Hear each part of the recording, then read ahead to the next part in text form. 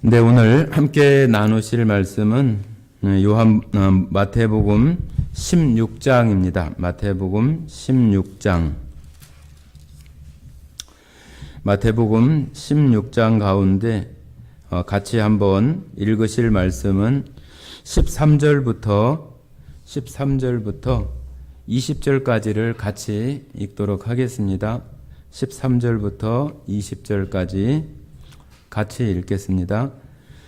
예수께서 빌립보 가이사라 지방에 이르러 제자들에게 물어 이르시되 사람들이 인자를 누구라 하느냐? 이르되 더러는 세례 요한, 더러는 엘리야, 어떤 이는 에레미야나 선지자 중에 하나라 하나이다. 이르시되 너희는 나를 누구라 하느냐? 시몬 베드로가 대답하여 이르되 주는 그리스도시요 살아계신 하나님의 아들이시니이다. 예수께서 대답하여 이르시되 바요나 시몬아 네가 복이 있도다. 이를 내게 알게 한 이는 혈육이 아니요 하늘에 계신 내 아버지시니라. 또 내가 네게 이르노니 너는 베드로라. 내가 이 반석 위에 내 교회를 세우리니 음부의 권세가 이기지 못하리라. 내가 천국 열쇠를 내게 주리니 네가 땅에서 무엇이든지 매면 하늘에서도 매일 것이요 네가 땅에서 무엇이든지 풀면 하늘에서도 풀리리라 하시고, 이에 제자들에게 경고하사 자기가 그리스도인 것을 아무에게도 이르지 말라 하시니라. 네, 오늘 마태복음 16장을 한번 전체를 다 좀 간략하게 같이 나눌 수 있도록 해보겠습니다. 16장 그 전반부에는 예수님께서 그 바리새인들과 사두개인, 그러니까 이때 당시에 종교 지도자들이 날씨나 어떤 그 천기는 분별하면서 그 세대의 표적이나 그러한 것들은 분별하지 못하는 것들을 말씀하시면서 바리새인들과 사두개인의 누룩을 주의하라, 그런 그 말씀이 있어요. 사두개인과 바리새인의 누룩이라고 하는 것은 바로 그 바리새인과 사두개인들이 지금 종교에 매몰되어져서 온전히 그 하나님, 지금 자기 앞에 말씀하고 있는 예수 그리스도를 알아보지 못하는 것을 지금 그들이 전하고 있는 교육, 가르치고 있는 그 교훈들, 그런 것들을 조심하라고 하시는 그런 말씀들로 지금 말씀하시면서 이제 우리가 읽었던 이 말씀 가운데 13절부터는 베드로에게 또 제자들에게 지금 이 시대에 그 사람들이 나를 누구라고 하느냐 하면서 예수님께서 물어보십니다. 예수님께서 세상 사람들이 예수님을 바라보고 야, 저 예수는 누구다 이렇게 하는 그 목소리들이 있을 거 아닙니까? 그러니까 예수님께서 제자들에게 또 베드로에게 물어보는 거죠. 사람들이 나를 누구라고 말하더냐, 그렇게 물어보는 거예요. 그러니까 제자들이 대답하기를 엘리야나 에레미야나 선지자 중에 한 사람으로 이렇게 얘기합니다. 그렇게 대답을 하는 거예요. 그러니까 예수님께서 다시 질문을 해요. 사람들은 그렇게 얘기하는데 너희는 내가 누구라고 생각을 하느냐? 너희는 내가 누구라고 믿느냐? 누구라고 알고 있느냐? 그렇게 다시 묻는 거예요. 그러니까 베드로가 아주 그 유명한 대답을 하는 거예요. 베드로가 주는 그리스도시요 살아계신 하나님의 아들이십니다 하고 16절에 그 대답을 하는 거예요.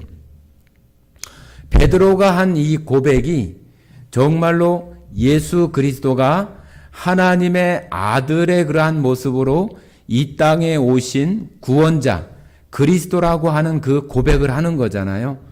그러니까 어찌 보면은 자기 신앙, 자기 마음에 있는 그 신앙을 고백하는 거예요. 그래서 예수님께서는 야, 정말로 귀하다. 네가 그걸 그렇게 알았어? 이거는 네가 한 것이 아니라 하나님께서 알게 해주신 것이라고 이렇게 말하면서 그에게 칭찬을 이렇게 해주십니다.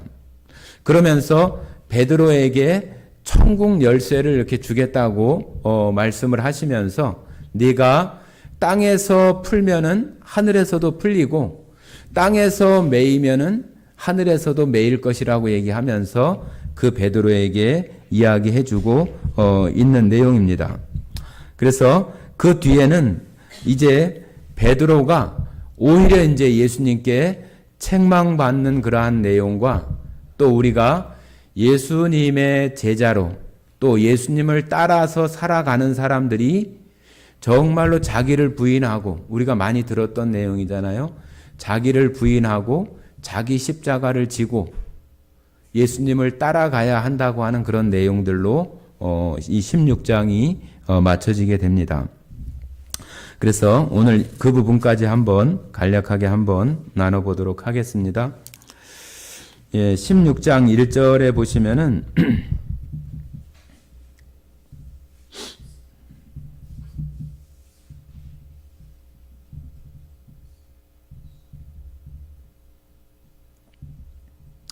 1절에 보시면은 이렇게 바리새인과 사두개인이 와서 예수를 시험하여 하늘로부터 오는 표적 보이기를 청하니, 이 바리새인과 사두개인은 이스라엘 유대인 가운데 지도자들이라고 말할 수 있어요. 그 가운데 사두개인은 정치적으로 그 지도자 그룹이고, 바리새인들은 이스라엘 백성들을 율법으로 다스리고 있는 그런 가운데 있는 지도자.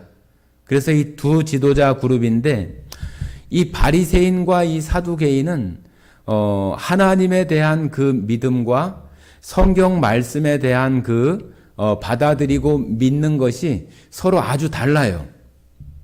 그런데 지금 예수님에 대해서 예수님을 시험하거나 예수님을 정말로 모함을 해가지고 그를 걸려 넘어지게 하려고 하는 그런 데는 서로 또 이렇게 한 마음이 되어진 거예요. 서로 어떤 믿음이나 말씀에 대한 것들은 다른데도 불구하고 예수님으로 인해서 자기들의 어떤 그 지도자로서의 어떤 위치가 위협받고, 또 하나님 말씀을 가르치는 그 바리새인들 입장에서는 자기들이 가르치고 있는 것과는 전혀 다른 그런 것들을 지금 예수님이 하고 있으니까, 예수님께서는 그러면서 병자들을 고치고 또 장애인들을 온전하게 하는 그런 일들을 하니까 자기들은 전혀 따라갈 수가 없는 그런 것들 속에서 많은 사람들이 이 바리새인들을 바라보는 그런 시선에서 그 시선이 이제 예수님께로 이렇게 옮겨가니까 자기들이 쉽게 말하면 자기들의 어떤 지위를 유지하고 또 생활을 할 수 있는 그런 것들을 빼앗겨 버리는 것이 되어지니까 이 두 그룹이 와가지고 예수님을 시험하려고 그러는 거예요. 시험하려고. 이 사람들이 가지고 있는 어떤 그 믿음이 다르다고 하는 것은 우리가 좀 살펴볼 수가 있는데요. 한번 사도행전 23장 한번 봐보시겠습니다. 사도행전 23장.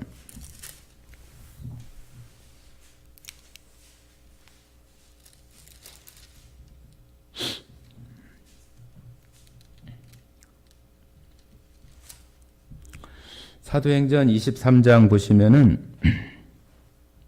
6절에서 8절까지 한번 읽어보겠습니다. 6절에서 8절, 여기 사두개인들과 바리새인에 대한 이야기가 나옵니다. 6절부터 8절까지 읽어보겠습니다. 바울이 그중 일부는 사두개인이요 다른 일부는 바리새인인 줄 알고 교회에서 외쳐 이르되, 여러분 형제들아, 나는 바리새인이요 또 바리새인의 아들이라. 죽은 자의 소망 곧 부활로 말미암아 내가 신문을 받노라. 그 말을 한즉 바리새인과 사두개인 사이에 다툼이 생겨 무리가 나누어지니 이는 사두개인은 부활도 없고 천사도 없고 영도 없다 하고 바리새인은 다 있다 함이라. 이렇게 사두개인하고 바리새인이라고 하는 그 그룹들이 가지고 있는 하나님에 대한 믿음과 그 신앙이 달라요. 그러니까 지금 우리가 읽었던 사도행전에서는 바울이 신문을 받는데 지금 사두개인과 바리새인 두 그룹이 있는 것을 보고 그 사람들에게 어떤 그 분란을 일으키기 위해서 자신이 부활을 증거한 것 때문에 이렇게 신문을 받게 된다고 얘기하니까 지금 그 부활이 있다고 하는 바리새인과 부활이 없다고 하는 사두개인 사이에서 막 서로 분란이 일어나가지고 거기서 신문이 정상적으로 이루어지지 못하는 그런 상황까지 가는 그런 내용들을 지금 23장에서 말하고 있는 거예요. 그래서 똑같은 유대인인데도 불구하고 바리새인과 사두개인은 이처럼 너무 달라요. 이 사두개인은 모세오경, 그러니까 모세가 기록한 창세기, 출애굽기, 레위기, 민수기, 신명기, 이것을 모세오경이라고 하는데 그것만 믿어요. 그런데 바리새인들은 그 모세오경을 비롯해서 그 예전부터 전해져 오는 구전이나 또 선지자들, 지금 우리가 보고 있는 구약 성경에 나오는 그런 선지자들의 글도 다 믿는 사람들이에요. 그러니까 너무 다르잖아요.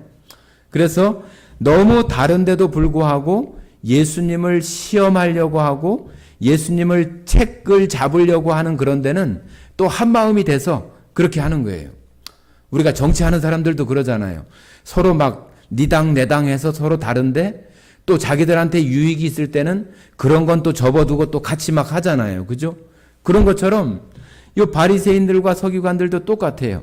자기의 어떤 지위나 또 자기의 생활이 무너질까봐 그런 그 위험한 순간이 되니까 서로 협력해가지고 예수님을 공격하려고 하는 거예요. 그러면서 당신이 그리스도야? 그럼 표적을 보여보라고 그러는 거예요. 표적을. 어떤 기적이나 이적을 보여보라고 그러는 거죠. 그런데 그동안 예수님께서 얼마나 많은 이적을 보였어요. 그죠? 병자들을 고치고 장애인들을 온전하게 회복하고 그런 일들을 얼마든지 보였는데도 불구하고 유대인들은 네가 정말로 그리스도냐 메시아냐 그 표적을 하늘로부터 오는 그 이적을 한번 보여보라고 그러는 거예요. 마치 그 엘리야가 하늘에서 막 불이 내려와 가지고 제단을 사르고 했었던 그런 그 갈멜산의 그런 이적처럼 네가 정말로 그리스도라면은 그런 이적을 한번 보여보라고 그러는 거죠. 그런데 성경에서는 벌써 그리스도 메시아가 오게 되면은 나타날 일들을 이사야서에서는 22장에서 다 얘기하고 있는데 그것을 예수님은 와가지고 병자를 고치고 장애인들을 회복시켜주는 그러한 일들을 다 했는데도 불구하고 이 사두개인이나 바리새인들은 그거를 인정하지 않고 더 큰 증거, 더 큰 표적 그러한 것들을 구하는 거예요. 우리가 고린도 전서에도 보면은 유대인은 표적을 구하고 헬라인은 지식을 구한다고 그러잖아요. 그러니까 이 유대인들은 어떤 기적적인 어떤 일이나 하늘에서 내려오는 어떤 이적이나 표적을 봐야지만 그것을 믿으려고 하는 그런 어떤 그런 마음에 그런 것이 있는 거예요. 그래서 예수님께도 또 와서 그처럼 이야기를 하는 거예요. 그러니까 예수님께서 이렇게 얘기를 하는 거죠. 2절입니다. 예수께서 대답하여 이르시되 너희가 저녁에 하늘이 붉으면 날이 좋겠다 하고 아침에 하늘이 붉고 흐리면 오늘은 날이 굳겠다 하나니 너희가 날씨는 분별할 줄 알면서 시대의 표적은 분별할 수 없느냐. 예수님이 그렇게 얘기하는 거죠. 너희가 어떤 그 현상들을 보면서 날씨가 좋고 나쁘고 그런 것들은 알면서 왜 시대에 나타나는 이런 것들은 분별할 줄을 모르느냐, 그렇게 얘기를 하는 거예요. 그러면서 표적을 구하는 그들에게 이렇게 얘기를 하는 거예요. 4절, 악하고 음란한 세대가 표적을 구하나 요나의 표적 밖에는 보여줄 표적이 없느니라 하시고 그들을 떠나가시니라. 여기 표적이라고 하는 거는 뭐 이적이나 기적, 뭐 사람들이 할 수 없는 어떤 특별한 능력을 나타내는 것을 표적이라고 이렇게 말을 합니다. 그런데 특별한 표적을 보려고 하는 그 유대인들에게 예수님은 유대인들이 잘 알고 있는 그 요나에 관한, 요나가 물고기 속에 3일 동안 이렇게 있다가 다시 그 물고기 입을 통해서 다시 살아나게 되는 그런 걸 통해서 예수님께서는 이제 자신이 보여줄 수 있는 그 표적은 메시아로, 구원자로 와서의 그러한 일들은 다 보여줬고, 마지막에 요나가 보여줬던 표적은 바로 예수님이 죽고 3일 동안 장사 지냈다가 부활하시는 그러한 것을 나타내는 그 표적이 요나라고 하는 사람을 통해서 보여주는 거잖아요. 그래서 예수님은 이제 너희들에게 보여줄 것은 그거밖에 없다고 이렇게 요나의 표적을 들어서 말하고 있는 거예요. 그러니까 예수님께서 이제 더 이상 말하지 않고 그들을 떠나갔다고 이렇게 표현하고 있는데, 제자들은 그걸 보면서 제자들도 여전히 그런 것들에 대해서 잘 알지 못합니다. 5절부터 제가 읽어보겠습니다. 바리새인과 사두개인의 누룩에 대한 이야기를 하는데 5절입니다. 제자들이 건너편으로 갈새 떡 가져가기를 잊었더니 예수께서 이르시되 삼가 바리새인과 사두개인의 개인들의 누룩을 주의하라 하시니 제자들이 서로 의논하여 이르되 우리가 떡을 가져오지 아니하였도다 하거늘 예수께서 아시고 이르시되 믿음이 작은 자들아 어찌 떡이 없으므로 서로 의논하느냐 너희가 아직도 깨닫지 못하느냐 떡 5개로 5,000명을 먹이고 주운 것이 몇 바구니며 떡 7개로 4,000명을 먹이고 주운 것이 몇 광줄이었는지를 기억하지 못하느냐 어찌 내 말한 것이 떡의 관함이 아닌 줄 깨닫지 못하느냐 오직 바리새인과 사두개인들의 누룩을 주의하라 하시니 그제서야 제자들이 떡의 누룩이 아니요 바리새인과 사두개인들의 교훈을 삼가라고 말씀하신 줄을 깨달으니라. 자, 여기 나오는 이 제자들도 우리가 15장 말미 부분에 할 때도 말씀을 드렸는데 보리떡 5개와 물고기 2마리로 5,000명을 먹이시고 또 4,000명을 먹이고 그런 일들을 예수님과 함께 제자들이 그걸 다 봤잖아요. 다 보고 경험했는데도 불구하고 지금 다른 곳으로 이동을 하면서 그 떡 남은 그 광줄이나 그 바구니 가져가는 것을 잊어버린 거예요. 그죠?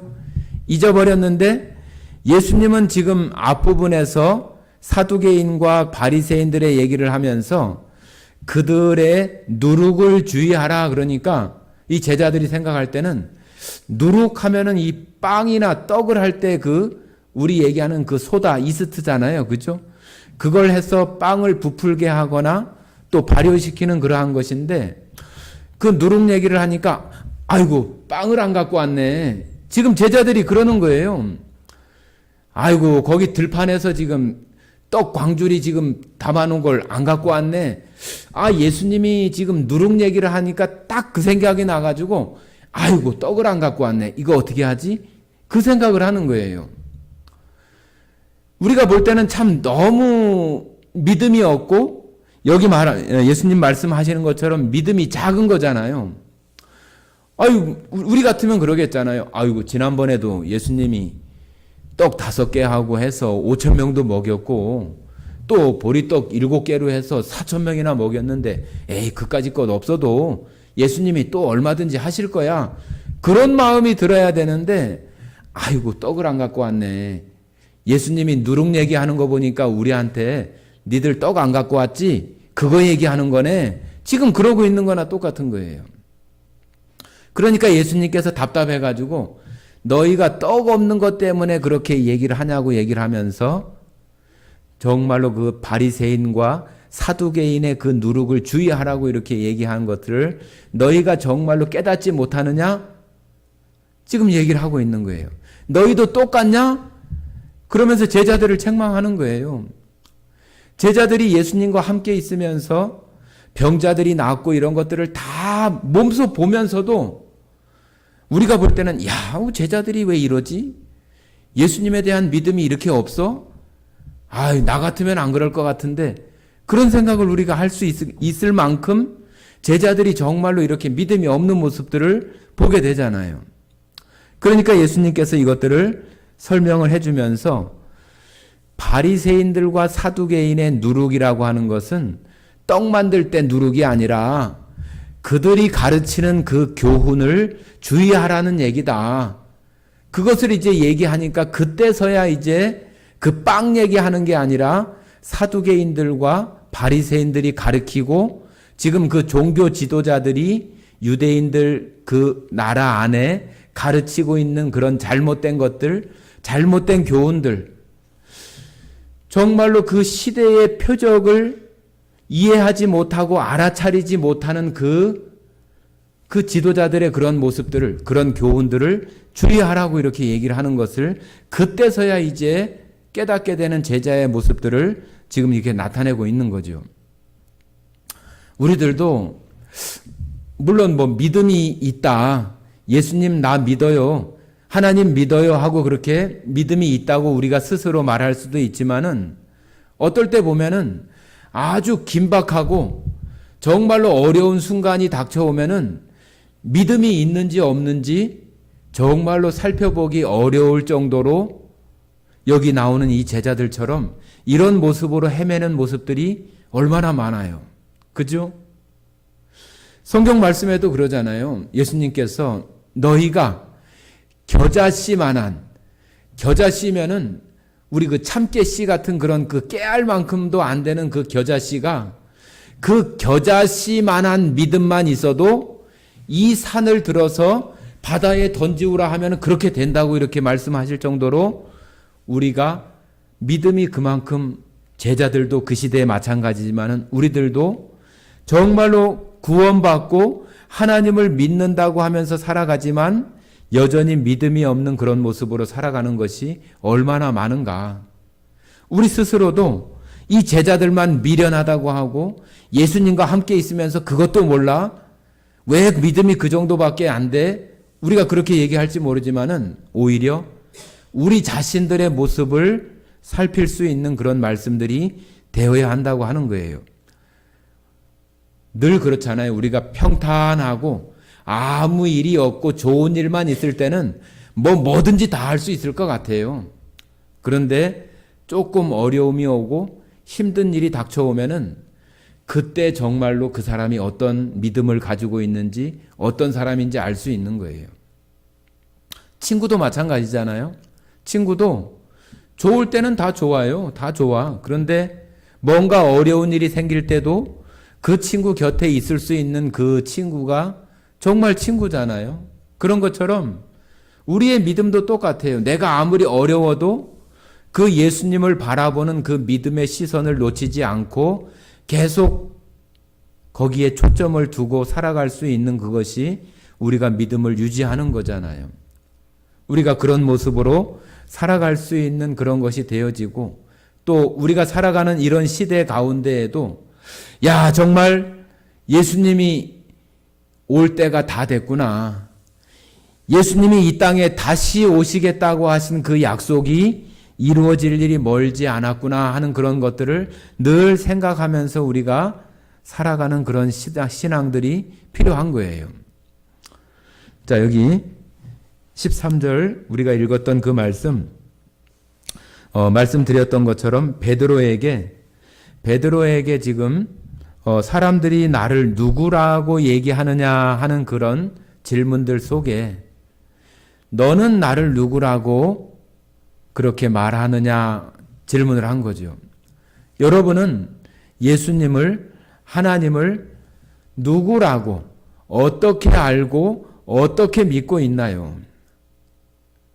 나에게 하나님은 누구이고 나에게 예수님은 무엇이지? 지금 여기 베드로가 주는 그리스도시요 살아계신 하나님의 아들입니다 하고 이렇게 고백할 수 있는 것이 정말로 하나님께서 우리들 가운데 주시는 큰 축복이고 은혜예요. 우리에게 많은 재산이나 그런 것을 주어서 복이 아니라 우리가 마음속에서 정말로 믿음으로 예수님이 나의 구주이시고 예수님은 하나님의 살아계신 하나님의 아들이라고 거짓 없이 고백할 수 있는 그 신앙 고백은 우리가 똑똑하거나 무엇인가를 잘 이해를 해서 되어지는 것이 아니라 하나님께서 우리 가운데 그런 은혜를 주셨기 때문에 내가 그런 고백을 할 수 있다고 하는 거예요. 그러니까 그게 얼마나 큰 복이고 하나님께서 우리들에게 그런 신앙의 고백을 할 수 있는 은혜를 주신 거라고 우리가 말할 수 있겠잖아요. 그러니까 이 베드로가 이런 고백을 했을 때 예수님께서는 그 베드로를 정말로 칭찬을 하잖아요. 칭찬을 하면서 여기 18절에 보시면은 이렇게 말씀을 하십니다. 17절에도 보면은 바요나 시몬아 네가 복이 있도다. 이를 네게 알게 한 이는 혈육이 아니요 하늘에 계신 내 아버지이시니라. 누군가가 어떤 지식적으로 정보를 제공해서 그것을 알게 되어지고 알게 된 것을 믿음으로 고백할 수 있는 것은 그런 사람의 가르침이나 정보로서 되는 게 아니다. 그것은 하나님께서 해주신 것이다 하고 하는 것을 예수님이 표현하는 거잖아요. 그러면서 이렇게 얘기를 합니다. 또 내가 네게 이르노니 너는 베드로라. 내가 이 반석 위에 내 교회를 세우리니 음부의 권세가 이기지 못하리라. 자, 여기는 그 베드로라고 하는 그 사람 위에다가 교회를 세운다는 얘기가 아니라 베드로가 지금 고백한 그 신앙 고백, 주는 그리스도시요 살아계신 하나님의 아들이라고 하는 그런 신앙 고백 그 위에 교회를 세우겠다고 하는 거예요. 그러니까 우리가 자칫 잘못하면은 베드로를 기초로 해서 교회가 세워진 것처럼 이렇게 말할 수 있는데 그건 아니에요. 이 베드로라고 하는 그 사람이 아니라 베드로가 고백한 그 신앙 고백, 그 믿음 위에 교회가 세워진다고 하는 거예요.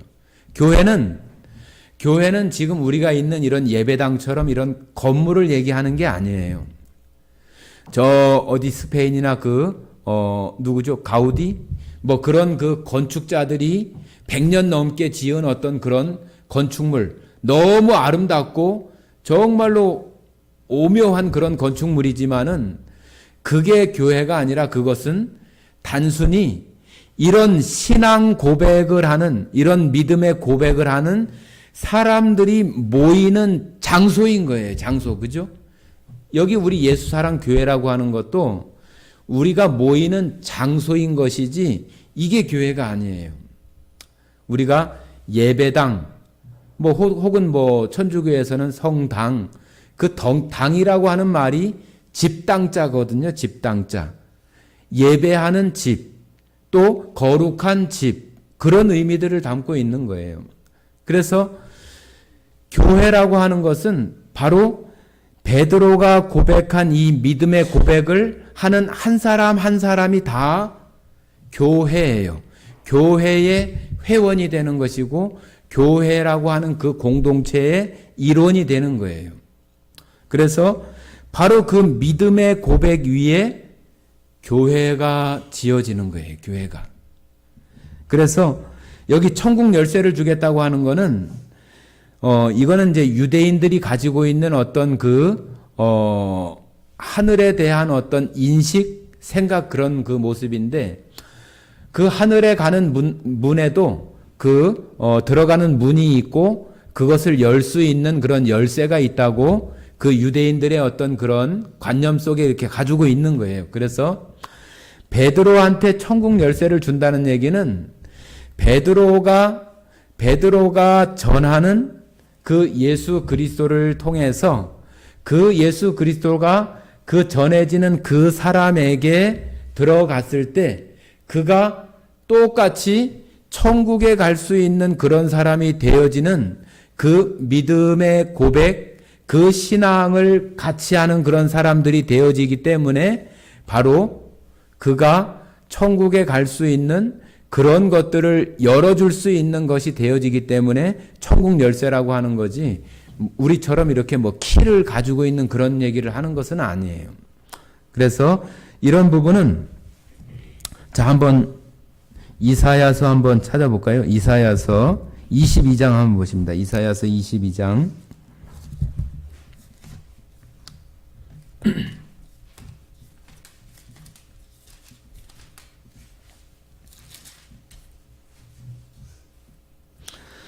이사야 22장 22절 이사야 992페이지 이사야 22장 22절 같이 한번 읽어보겠습니다. 내가 또 다윗의 집의 열쇠를 그의 어깨에 두리니 그가 열면 닫을 자가 없겠고 닫으면 열 자가 없으리라. 자, 여기 다윗의 집이라고 하는 것은 예수님이 다윗의 후손으로 오시는 우리가 성경 읽다 보면은 다윗의 자손 예수여 그렇게 부르는 소리를 우리가 가끔 읽을 수 있잖아요. 그것이 바로 다윗의 후손으로 오는 그 메시아 그리스도를 나타내는 말이에요. 그래서 이사야서 22장에 말하고 있는 내가 또 다윗의 집의 열쇠를 그의 어깨에 두리니 이 말도 다윗의 집에 그 열쇠를 주겠다고 하는 그런 표현과 마태복음 16장 우리가 보고 있는 여기 베드로에게 주는 천국 열쇠와 그 같은 의미의 그런 부분들을 지금 말하고 있는 거예요. 그래서 정말로 우리가 베드로가 예수님을 전하지 않는다면 베드로가 복음을 예수님을 전하지 않는다면은 베드로를 통해서는 아무도 그죠? 아무도 천국에 들어갈 수 있는 사람이 없겠잖아요. 그죠? 베드로가 예수님을 전하고 복음을 전해서 그 마음이 열어지고 그가 예수님을 영접하는 그런 믿음이 되어지면은 그에게도 천국이 열려지는 거잖아요. 그런 것처럼 다윗이 전하는 예수를 통해서 사람들에게 그가 천국에 들어갈 수도 있게 하고 또 그러지 못하게 할 수도 있는 그런 어떤 뭐 권세와 능력이 있다고 하는 것이 아니라 그 입을 통해서 그 사람 마음속에 예수 그리스도가 전달되어지고 풀어져서 천국에 갈 수 있고 또 매여지면은 그렇지 못하는 그런 상황들이 되는 것을 말하고 있는 것이라고 하는 거예요. 그래서 지금 베드로에게 그와 같이 말하면서 저기 다시 마태복음 16장 보십니다.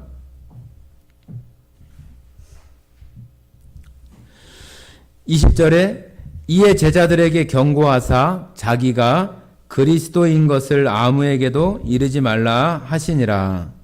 자, 제자들에게 이제 사람들이 예수님을 어떻게 평가하고 또 말하는지 그런 것들과 제자들에게 내가 어떻게 너희들이 알고 있는지를 얘기하면서 제자들에게 정말로 그리스도인 것에 대해서 아무에게도 이르지 말라고 이렇게 경고하는 그런 말씀으로 이렇게 맺어집니다. 그런데 이제 그 예수님께서 제자들에게 이런 이야기를 합니다. 21절입니다.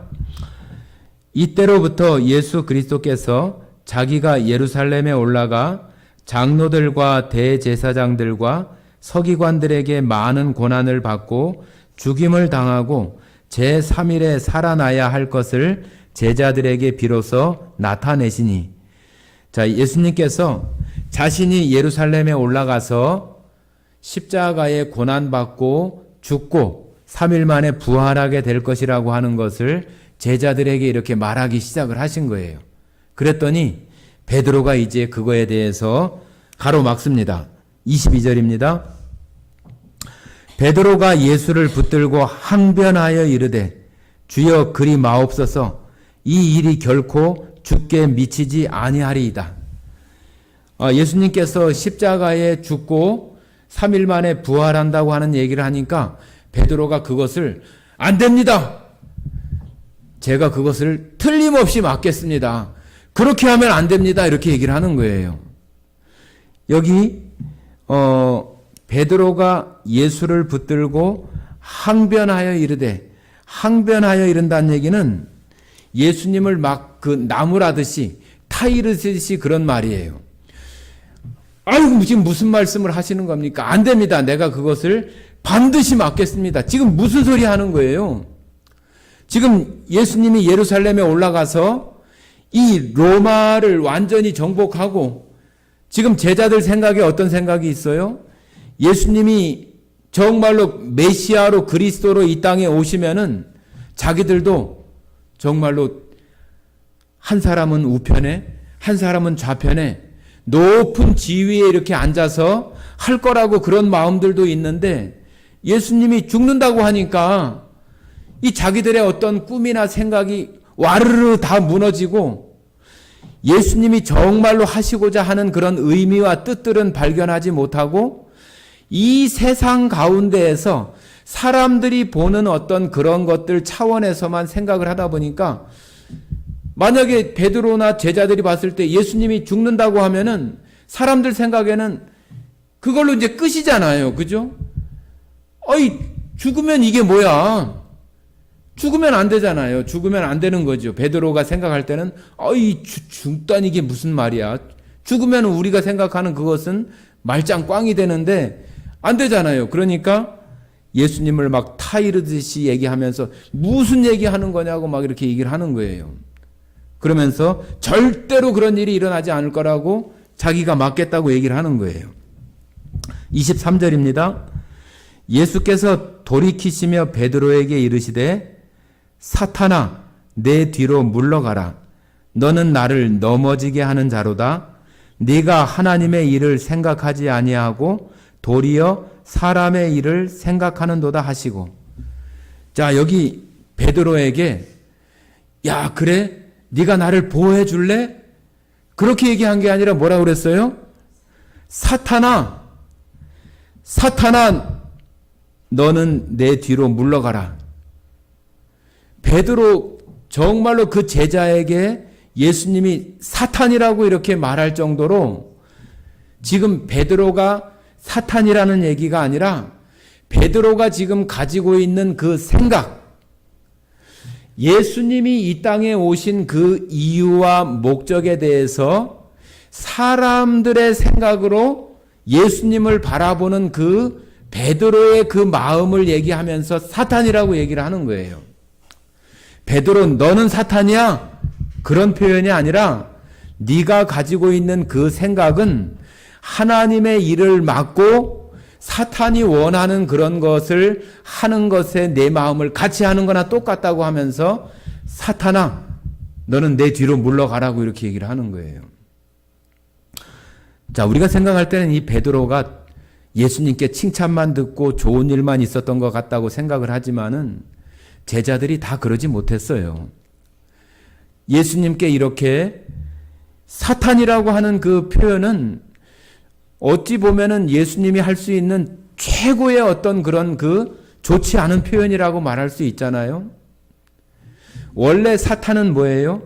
사탄의 그 뜻이 대적자, 거스리는 자, 회방자, 그런 의미를 가지고 있는 말이 사단이라고 하는 거예요. 사탄. 그러니까 사람인 베드로가 생각할 때는 예수님을 보호하는 것이 자기가 볼 때는 옳다고 생각을 하는데 하나님의 그 계획 속에서는 예수님을 십자가에 못 박고 죽게 하고 사흘 만에 부활하게 하시는 그런 일들이 있어져야만 우리 사람들을 구원하시는 일을 하실 수 있는 거잖아요. 그런데 베드로가 그 하나님의 일을 예수님이 죽는 걸 막는다는 얘기는 하나님의 계획 자체를 막아버리겠다는 얘기나 똑같은 거잖아요. 그러니까 예수님께서 사단아 너는 내 뒤로 물러가라. 그렇게 아주 호되게 이렇게 말을 하는 거죠. 그러면서 네가 지금 하나님의 일을 생각하지 않고 도리어 사람의 일을 생각한다. 지금 우리도 이 땅에 살아가면서 우리가 신앙생활을 하면서 사람의 생각과 하나님의 생각 그 두 가지를 잘 분별하면서 우리가 신앙생활하는 것이 필요해요. 어떨 때는 우리 사람들의 시각으로 보는 게 훨씬 합리적이고 좋을 수 있지만은 그것이 하나님의 그 생각이나 하나님의 그런 시선들을 가리는 것이 되어질 수도 있는 경우도 있다고 하는 거예요. 그렇기 때문에 그것을 잘 분별하고 해 나가야 돼요. 교회도 또 우리가 믿는 성도들도 온전하고 완전하지 못하기 때문에 그것을 완벽하게 분리해서 할 수 없어요. 그러나 우리가 그런 일들이 있을 때마다 하나님께 구하고 정말로 하나님 이것이 어떤 것이 하나님 뜻에 합당한 건지 가르쳐주고 알게 해주기를 원하신다고 하는 그런 기도들을 하면서 우리가 그런 분별들을 해나가야 돼요. 그런다고 해서 그것이 항상 우리들에게 그것을 보여주고 열어주는 것도 아닐 수 있지만은 우리는 항상 그런 가운데 하나님의 뜻들을 하나님의 생각을 항상 생각하면서 우리가 살아가는 모습이 필요해요. 안 그러면은 사람들이 원하고 사람들이 합리적이라고 생각하고 합리적이고 또 많은 사람들이 원하는 것이라고 그렇게 해야 된다고 하는 그런 생각 속에 휩쓸려 갈 수가 있어요. 우리가 언뜻 그런 얘기들을 하잖아요. 교회가 사람들이 그러잖아요. 교회에 어떤 어려움들이 있으면은 교회가 사랑이 없다든가 교회가 이래도 되냐 뭐 목사가 이래도 되냐 막 그런 얘기들을 하잖아요. 그럴 수 있어요. 교회가 완전하지 않고 또 목사가 또 교회를 구성하는 성도들이 다 완벽하게 온전한 하나님이 세우고자 하는 완벽한 교회와 또 우리가 구원받고 예수님을 믿는다고 해서 육신과 생각이 완벽하게 하나님의 뜻과 일치되어져서 살아가는 그런 모습들이 되어지지 않기 때문에 지금 이 땅에 있는 교회도 불완전하고 우리 구원받은 예수님을 믿는다고 하는 사람들도 다 불완전하기 때문에 잘못된 결정을 할 수도 있고 하나님의 뜻에 합당하지 않은 그런 것들을 할 때도 있어요. 그렇기 때문에 우리가 불완전하고 그런 요소들이 있기 때문에 우리가 항상 이것이 하나님 뜻에 합당한지를 생각해도 그런 분별이 어려운데 생각하지 않고 그냥 사람의 생각인지 하나님의 생각인지 분별하지 않는다면은 이거 정말 어디로 갈지 모르는 거예요. 그래서 항상 그런 부분들이 우리가 신앙생활을 하는 가운데 필요하고 그런 모습들이 우리 가운데 항상 있으면서 하나님을 바라보는 것이 필요합니다. 24절입니다. 이에 예수께서 제자들에게 이르시되 누구든지 나를 따라오려거든 자기를 부인하고 자기 십자가를 지고 나를 따를 것이니라. 예, 이 말씀은 너무 많이 들어요. 그죠? 24절에 보면은 우리가 해야 될 그 일들 세 가지를 어떤 그 동사로 이렇게 표현하는데 누구든지 나를 따라오려거든. 그죠? 따라가려고 한다면은 자기를 부인하고 자기 십자가를 지고 나를 따라야 될 것이다. 자기를 부인한다고 하는 것은 자기의 어떤 그 부인, 와이프를 얘기하는 것이 아니라 자기의 어떤 생각, 자기가 세상적인 어떤 사고나 그런 가운데 치우쳐 있는 그런 생각과 자기 육신 가운데 나오는 자기 욕심, 이기심, 자기한테 유익을 추구하려고 하는 그런 것이 바로 자기 부인이에요. 자기 부인. 자기를 부인하는 거예요. 자기를 거부하는 거. 그러니까 나에게서 나오는 욕심이나 욕망, 시기 그런 것으로 하지 않고 그런 것을 버려두는 것이 자기 부인이란 얘기예요. 우리가 누가 말하는 것을 부인한다. 누가 너 이렇게 얘기했지? 그럴 때 아니야 하고 이렇게 거부하는 것을 부인한다 그러잖아요. 그죠? 그런 표현처럼 우리 안에서 나오는 정욕적이고 욕심적인 것과 또 세상에 되어지는 그런 것들 가운데에서 내 마음을 움직이려고 하는 그런 것들을 거부하는 거예요. 부인하는 것. 그것이 부인하는 거고, 십자가를 진다고 하는 것은 비슷한 의미이지만은 우리들이 다 자기 십자가잖아요. 자기 십자가. 예수님이 지셨던 그 십자가를 우리가 지는 게 아니에요. 예수님이 지신 그 십자가는 예수님만이 지실 수 있는 것이고, 우리가 그 십자가를 진다고 해서 우리가 예수님을 대신해서 우리가 무슨 죄사함을 하거나 그럴 수 있는 것은 아니에요. 우리에게는 우리 각각에게 주어진 자기 십자가가 있는 거예요. 자기 십자가.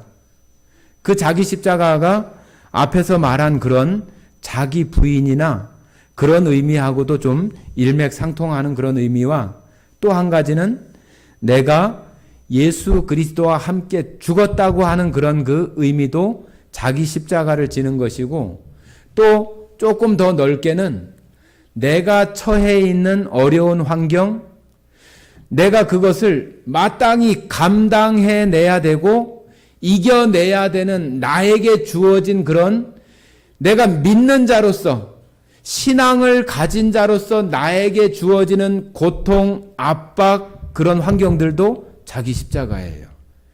자기가 그것은 져야 되는 거예요. 남들이 너 교회 다니냐? 비난하고 웃는 거, 그런 것들도 내가 감당해야 내야 되는 그런 십자가예요. 그리고 질병이 있어요?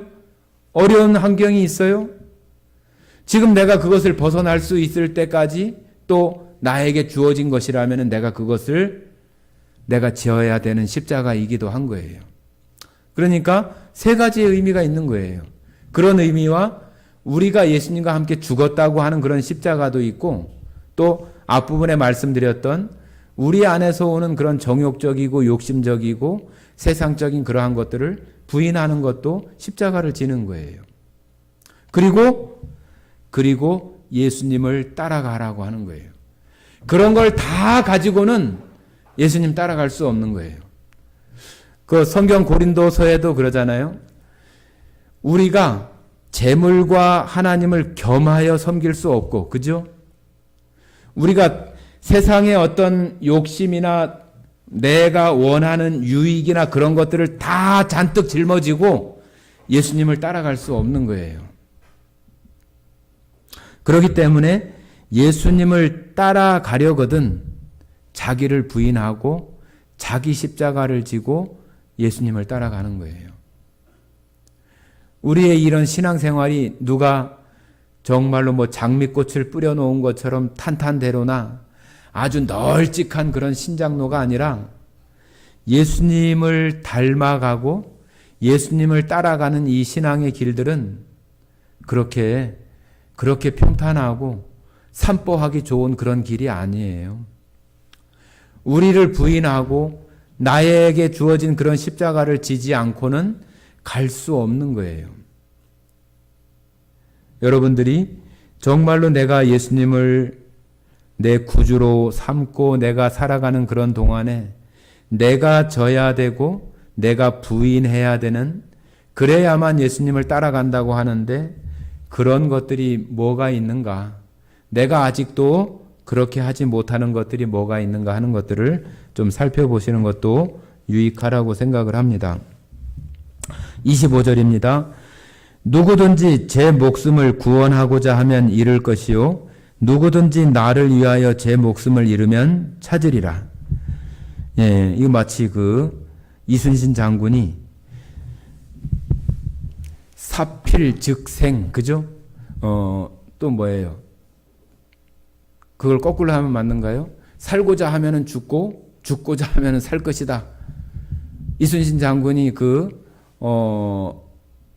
왜군하고 그 전투를 나가기 전에 그 병사들에게 하는 얘기잖아요. 정말로 다 어려움 가운데 있는데 살고자 하면은 죽을 것이고 죽고자 하면은 살 것이라고 하는 그런 유명한 말을 했는데 이거는 좀 그거하고는 좀 다른 의미입니다.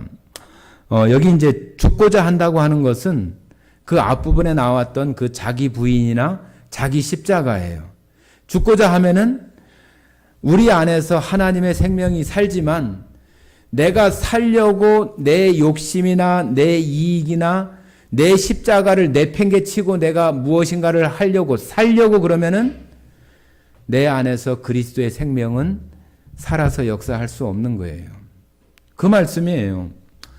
뭐 우리가 그냥 죽고자 하면 살고 살고자 하면 죽고 그 단순한 그런 의미가 아니라 우리는 예수님을 믿는 사람으로서 그리스도의 그 생명이 우리를 통해서 드러나는 삶이 어찌 보면 사는 거잖아요.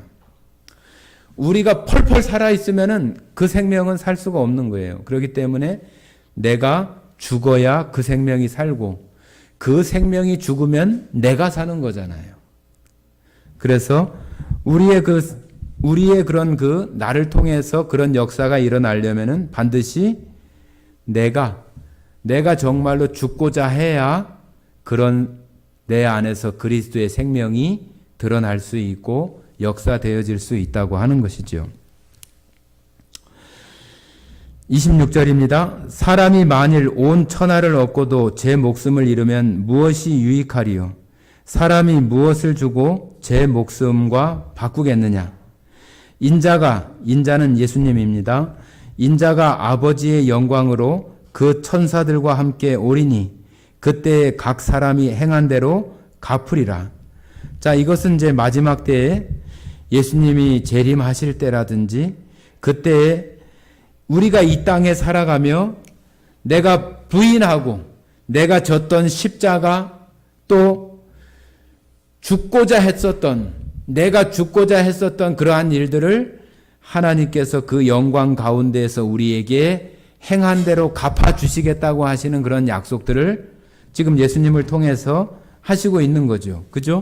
그래서 우리가 이 땅에 살아가면서 그런 일들 예수님을 따라가는 그런 과정 가운데에서 우리가 죽어지고 십자가를 지고 부인했었던 그런 것들 속에 있었던 눈물, 고통, 어려움들을 하나님께서 갚아주시겠다고 하시는 약속입니다. 28절입니다. 진실로 너희에게 이르노니 여기 서 있는 사람 중에 죽기 전에 인자가 그 왕권을 가지고 오는 것을 볼 자들도 있느니라. 자, 여기 왕권을 가지고 오신다고 했잖아요. 이제 17장에 나오는 변화산에서 예수님이 그 변화산에서 나타나시는 그런 모습을 제자들 그 세 사람에게 보여주는 그런 어떤 좁은 의미의 어떤 나타내시는 그런 모습도 있을 수 있고요.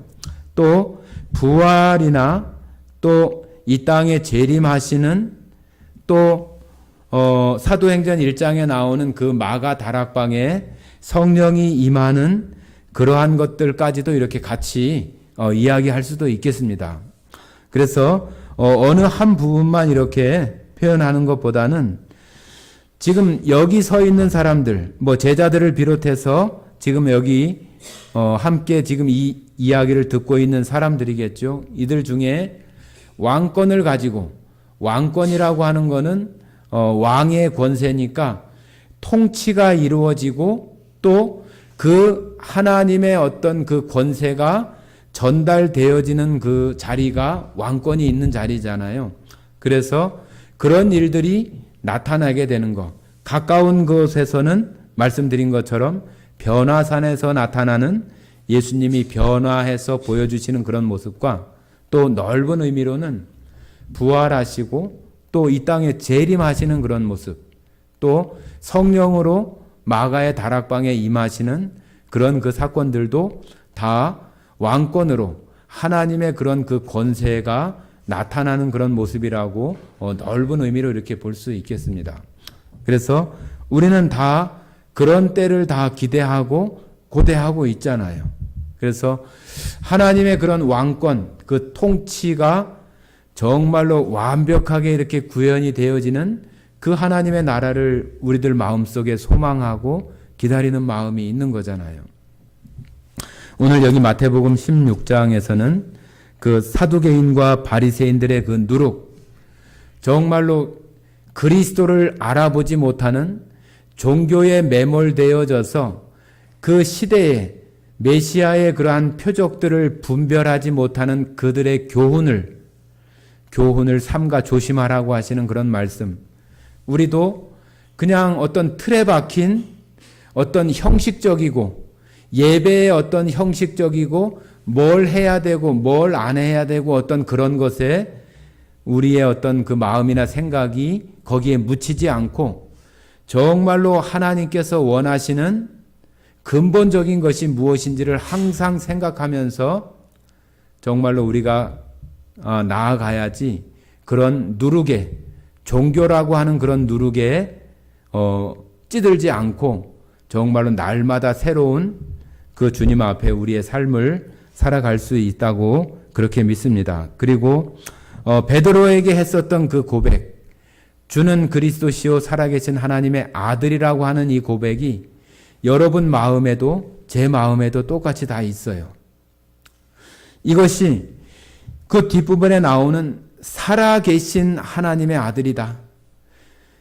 예수님 이때만 살아계신 하나님이 아니라 지금도 또 이후에도 영원히 살아계시는 그 하나님의 아들로서 오신 그 예수 그리스도가 우리의 구원자이고 내가 그 예수님으로 말미암아 그 십자가의 그 피로 말미암아 죄사함 받은 그런 구원받은 사람이라고 하는 것이 내가 잘나서가 아니라 하나님께서 나에게 베풀어 주시는 은혜이고 사랑이라고 하는 것을 늘 생각하고 내가 그런 가운데 얻어진 이 생명을 정말로 예수님 따라가는 그런 길들 가운데에서 사람의 생각과 하나님의 생각을 늘 분별하며 나아갈 수 있도록 항상 깨어서 살아가고 또 내가 언제든지 나의 어떤 육신적인 욕심이나 이기심이나 유익을 구하는 그러한 것이 아니라 우리의 어떤 육신적인 것을 부인하고 내가 마땅히 져야 할 십자가를 질 줄 알고 그 가운데에서 주님 섬기며 살아가는 우리 모두가 되어져서 하나님 우리에게 갚아주시는 그날에 정말로 잘했다 칭찬받을 수 있는 모든 성도들이 또 모든 가정들이 다 되기를 바랍니다. 함께 기도하고 마치겠습니다.